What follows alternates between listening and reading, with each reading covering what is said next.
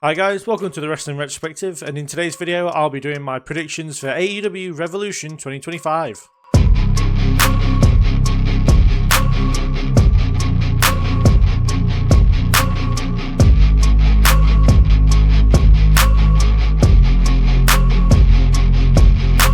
So we are going to start off with Mariah May challenging Toni Storm in the Hollywood ending no DQ street fight match thing, you know what I mean.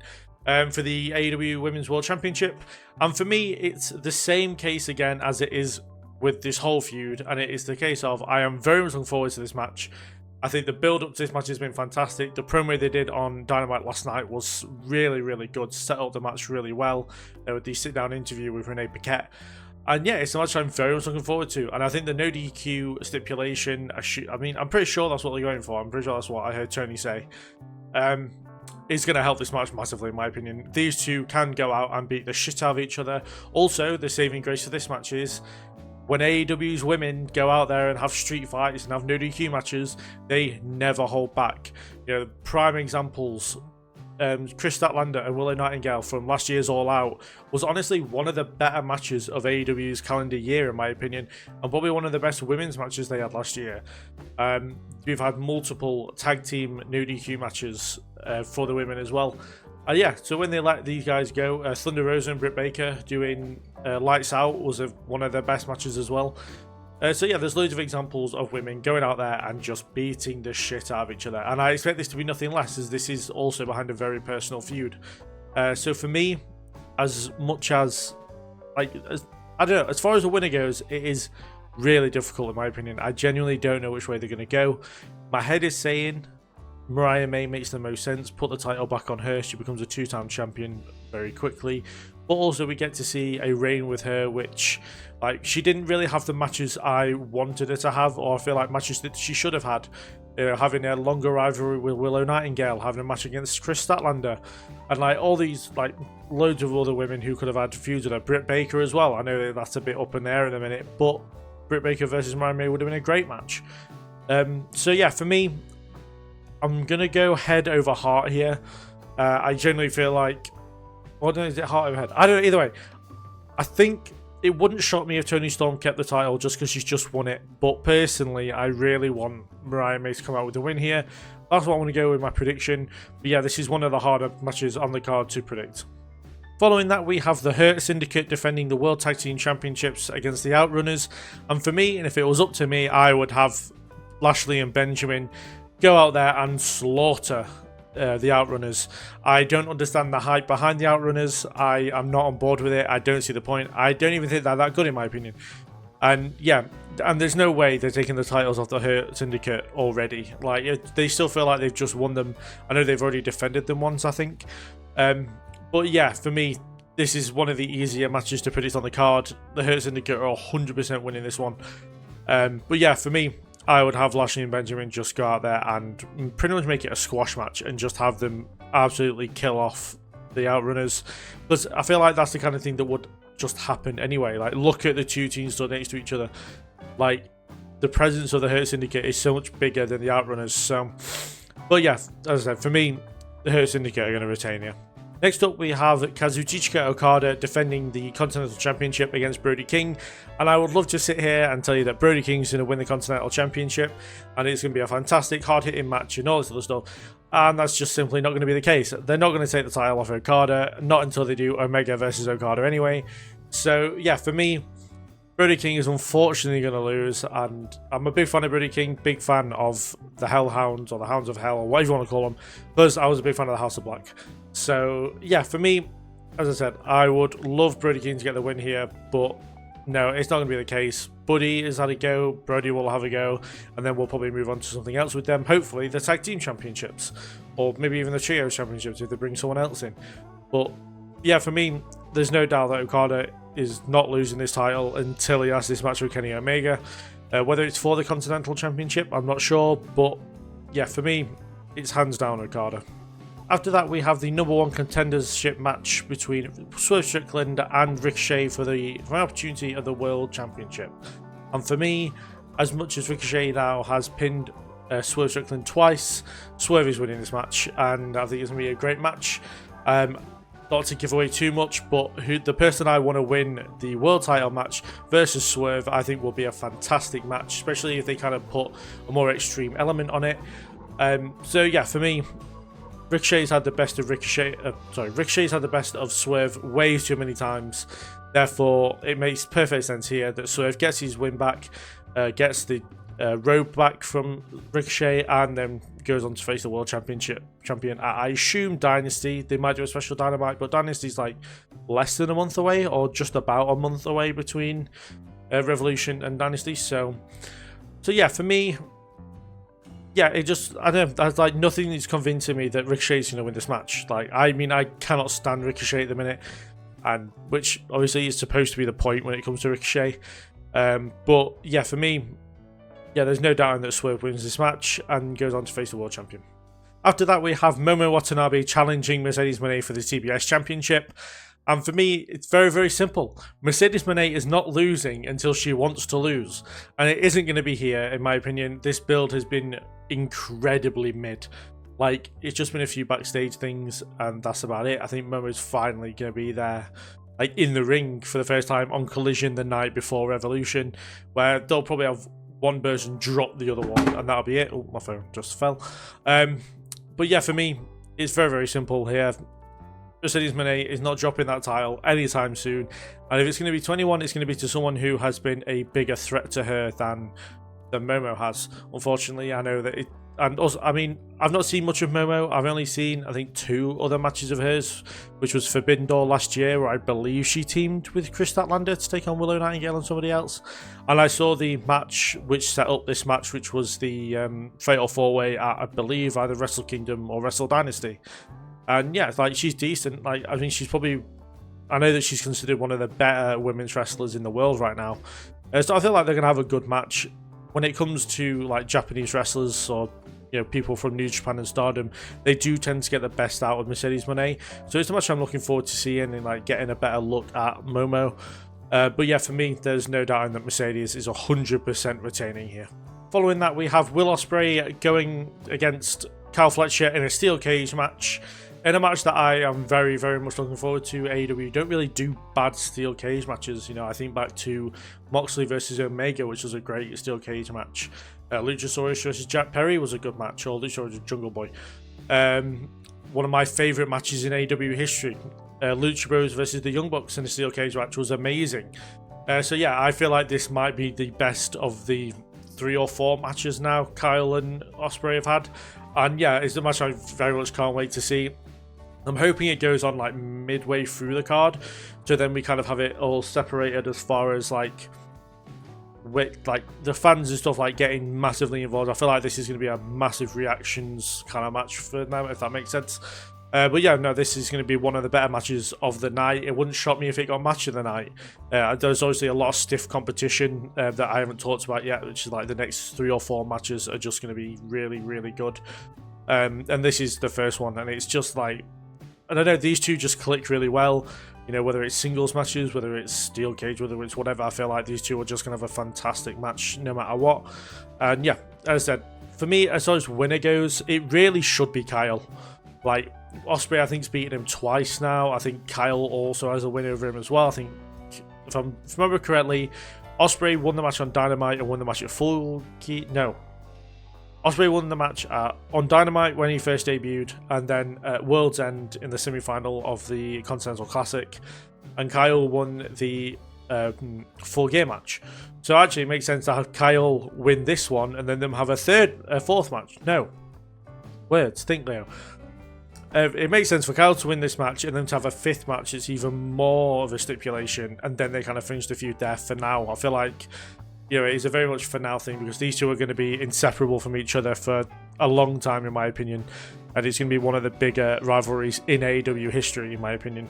But yeah, it's a match I'm really looking forward to. I'm going to go with Kyle Fletcher to get the win here. I feel like it makes the most sense for Kyle to get a win here. It would benefit him a lot more.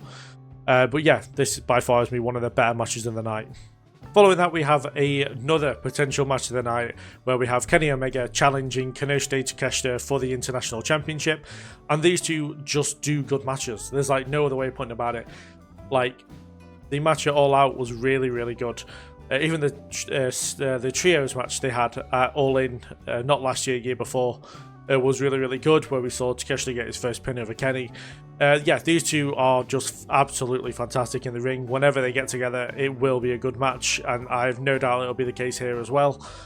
And yeah, as far as winner goes, that's where I get stuck, because for me, it makes the most sense to give Takeshita that third pin over Kenny Omega. It would be huge for him, but this is Kenny Omega's first singles match back, or at least first like big singles match back, and it would make the most sense to give him the International Championship, and therefore like kind of go on a run with that for a bit, and then maybe give it back to Takeshita afterwards.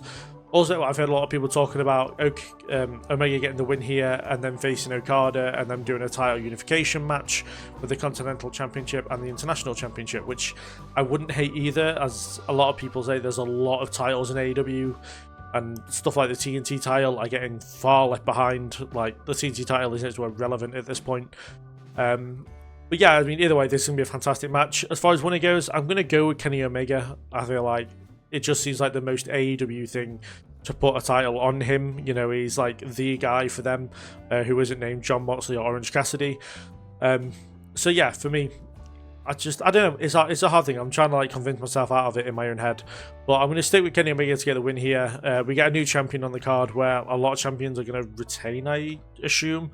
I know I've got Mariah May to regain the title, and I've got Omega to win here. But yeah, for me, as I said, it's going to be a fantastic match. It's one definitely to look out for. And yeah, very much looking forward to it. But Omega, I feel like he's going to become the new international champion. After that, we have Hangman Adam Page taking on MJF in a match that it's really weird. I want these two to have a load of matches. Like, I want them to have a proper trilogy about it. I also want this to end up in a Texas Death Match eventually. I feel like either Dynasty or maybe at Double or Nothing, we get these two in a Texas Death Match, because these two will go out there and have probably one of the best Texas Death Matches we've seen in a long time. But as far as what we've got at Revolution, just a basic singles match from what I can tell, and it's going to be, in my opinion, this is the match of the night. I know that Omega and Takeshita is going to be fantastic, Ospreay and Kyle is going to be great, but this match is it, in my opinion. Like, I have been buzzing about this match since they started feuding, since they started just showing little teasers of these two feuding. I've been looking forward to this one. I absolutely love Hangman. In my opinion, he's probably the best wrestler bell to bell in AEW, in my opinion. I know that might turn a lot of people the wrong way, with Omega being in there and Ospreay being in there, but like, from a personal experience, like when I was doing my list of favourite AEW matches and looking at that kind of stuff, Hangman was the person that came up the most. And yeah, I just absolutely love the guy. Like, he's great as a heel, as a babyface. He is absolutely great. And yeah, MJF, we know, is a generational talent. He tells us that every week, and he's right. So it makes the most sense in the world that he would just have a complete banger against Hangman Adam Page. But yeah, as I said, for me, as far as winner goes, I'm going to probably go MJF on this one. So you have MJF win one, Hangman win one, and then we get a rubber match, which I won't be sure who wins that one, to be fair, right now. But yeah, for me, as I said, this is the match of the night, in my opinion. I cannot wait for this one. It's the match I'm really most excited about. And yeah, I've got MJF to get the win here, but probably stealing the win via cheating tactics. And finally, in what I assume will be the main event, we have this sticky situation of John Moxley defending the World Championship against Adam Copeland, because I'm not calling him Cope. And for me, either way, this sucks, right? It doesn't make any sense how we've got to this point with the World Championship. But yeah, Adam Copeland wins. We get a kind of crap situation where the saviour of AEW has been Mr. WWE Edge, a 51-year-old man who's not really going to elevate anybody, really, because he hasn't really done any of that so far either. But on the other side, we have Moxley retaining, and this crappy Death Riders situation kind of continues. The whole point was to get younger talent getting up to the main event point, or people that haven't got to the main event point that should be kind of challenging Moxley for that championship. We assumed it was going to be Orange Cassidy, which we got, and he failed.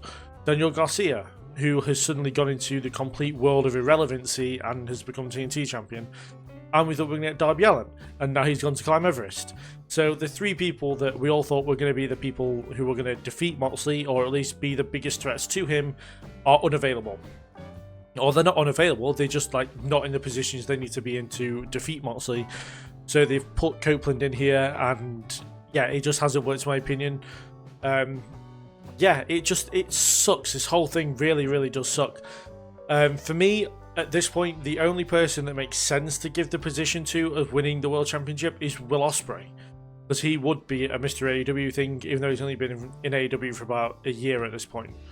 Yeah, it's really weird. I don't know who I'd even have thing. The only saving grace that is like a part of this match, and something that my mate Bobby from Bobby's Breakdowns, who we all know who he is, I've been on his channel loads of times, he suggested that Copeland gets the win and Christian Cage cashes in his contract for any match at any point, any time, defeats Copeland and becomes the new AEW World Champion.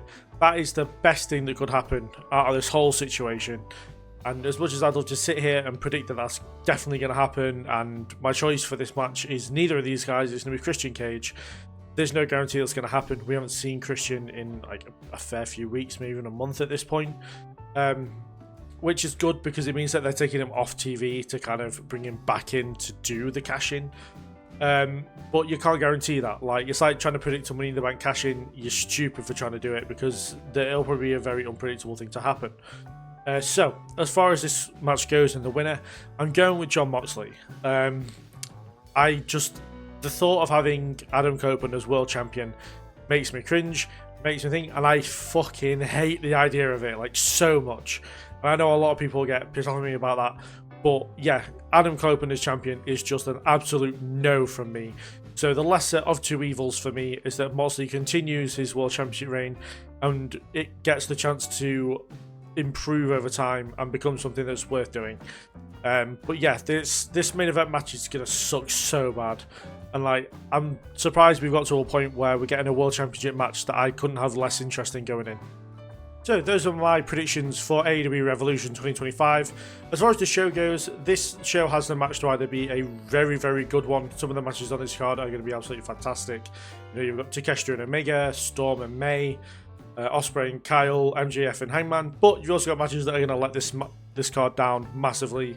You know, Moxley and Cope, Outrunners and the Hurt Syndicate, and I can't think of a third one. But yeah, it's kind of like, this is make or break as far as like this card goes. I'm very interested how they're going to put the matches in place, like, because there's a lot of big matches that are going to get big reactions. They kind of be very good on the card. I'm hoping they kind of spread them out instead of having them one after another after another after another. Those people are eventually going to get tired, and the fans will stop reacting come the main event. I know a lot of, and I say, if people hate this main event as much as it comes across online, I know online's not the best place to kind of compare, but there's a chance that like this match gets barely any reactions, which is very worrying in my opinion if your main event is going on and there's like next to no reaction.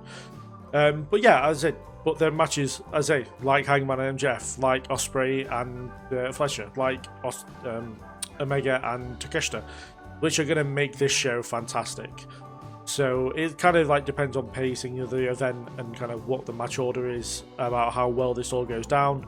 But yeah, the AEW World Championship match is something I'm very worried about, and something that could make or break the company, if anything. No, not the company, but like, I don't know, it's just been a crap build up to this match. The match itself is probably going to be crap. So it's very worrying that we're at that point with the main event and the World Championship. But yeah, tell me what you think in the comments, what you think is going to be match of the night, what you're most looking forward to, least looking forward to. We'll have a discussion together in the comments. And yeah, thank you very much for watching. Leave a like on the video if you enjoyed it. I appreciate all the kind of, what's the word I'm looking for here? Like, I don't want to say views, but like all the interaction people have had with the channel recently has been really good. You know, we've gone over 600 subscribers, which is fantastic. So thank you very much for that. And yeah, a lot of WrestleMania stuff coming up after Revolution. Dynasty as well as before WrestleMania, so we've got that to cover as well. So yeah, do stick around. There's a lot of stuff coming up on the channel and loads of profiles as well. And yeah, thank you very much for watching, and I'll see you guys in the next one.